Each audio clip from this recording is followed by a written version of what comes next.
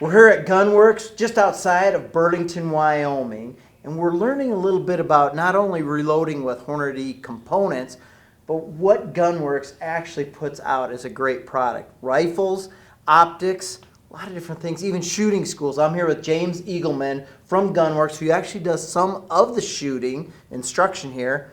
Now, if you're going to shoot long range, you definitely got to start out with the right steps, tactics. You're going to tell me a little bit about that, right? Roger, what we try to make sure people understand is whatever you do on the bench has to have parity of what you do on the ground.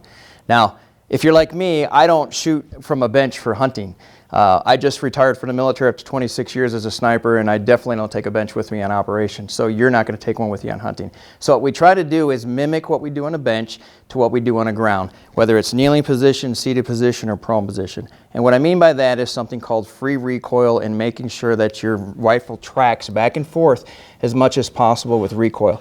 If you notice our stock here, it allows us to get almost a straight back recoil, and that's going to make sure that your shots are consistent.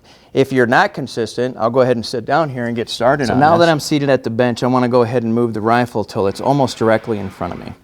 A lot of people have the misconception that I got to have the rifle off to the side and drop it in this pocket and have my head tilted. What this does, it actually puts the rifle buttstock in my arm and bicep, and it flexes with recoil. This is not a consistent anchor point. Move the rifle so it's almost directly behind you, just about where the pec muscle is and that old-fashioned, what we call the pocket. Drop it in between. Take your chin, put it straight on the stock and slide it down until the meat actually pushes up and gets towards the cheek, but just about jawline. This is going to allow me what we call proper cheek weld. I'm not angled. I keep as vertical as I can on my head. We talked a little bit about free recoil in the class, and what I want this stock to do is recoil back and forth freely. If you look on the front of my stock, you'll see up here I've got this bipod mount. I don't want it against this front rest. If I do, the gun's going to try to recoil and jump over, causing vertical stringing. Okay. Push it forward, have a little bit of space in front. I usually take 2 to 3 fingers. My rear support is going to be used for elevation. I can use it sliding it forward to raise the front of the barrel, or I can pull it back and it's dropping the front of the barrel for my point of impact. I want to start off with it just in the center. Now, I want to apply direct pressure down on the stock into the rear pad, so if I fire the gun, if I'm floating it and it recoils, it's going to drop, causing vertical stringing. But by having constant pressure, chin up, slide down, I've got good pressure, so when I fire, it's just going to recoil straight back and it's not going to jump. My right hand, since I'm right-handed, I don't wrap my thumb around the stock because I can torque. So I just lay it up here nice and comfortable. Take about your bottom 2 fingers and pull their stock into your shoulder. That's all the pressure you need. Now when I squeeze the trigger, I'm going to use this portion of my finger only. It's in between the joint and the tip of the finger. That's where I pull back with. So I take my shot, I get all set up, get ready to take my shot. I take my breath and I just breathe normally, let it out to a natural respiratory pause right here. I start squeezing. The gun goes off, I hold the trigger to the rear, it recoils, I keep my face on a stock, and I push it back up. Then I release. That's called follow through. I try to make sure I got follow through on every shot. If I slap the trigger, I can torque the gun. If I lift my head off like boom, oh, where'd I hit? I can probably do this and actually lift the buttstock off. And I've seen this happen with a lot of students.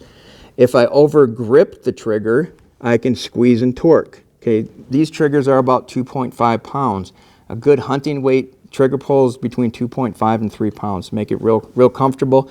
That way, if I'm actually shooting with cold fingers because they're half frozen, or if I've got a glove on, if I use a 1.5 pound trigger, I can accidentally fire the rifle off in what in the military we call a spoiler shot. I just gave away my position. In a hunting world, I just scared away my game. We don't want to do that. So again, get lined up as directly behind the gun as possible, chinned up, drag it down.